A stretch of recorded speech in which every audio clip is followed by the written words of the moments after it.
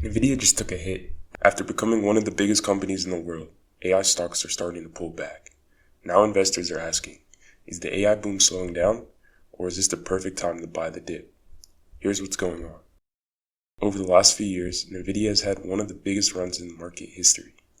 The company went from being known mostly for gaming graphics cards to becoming one of the most important companies powering AI. Nvidia's GPUs are used to train and run some of the biggest AI models in the world. And because companies are racing to build AI systems, demand for Nvidia's chips exploded. Major companies like Microsoft, Amazon, Google, and Meta have spent billions building AI infrastructure, and Nvidia has been one of the biggest winners. So if Nvidia is doing so well, why are investors getting worried? The biggest reason comes down to expectations.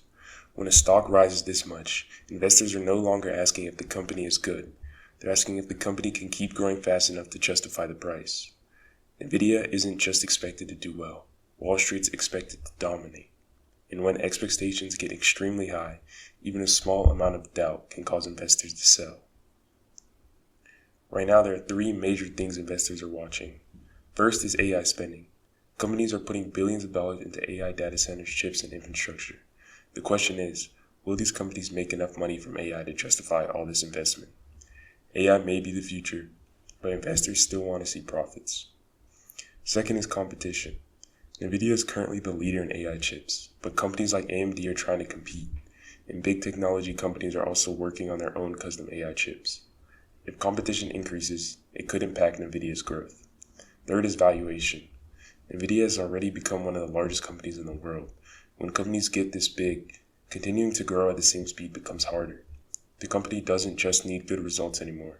It needs results strong enough to beat massive expectations. The people bullish on Nvidia believe this is still the beginning. They believe AI will continue growing for years.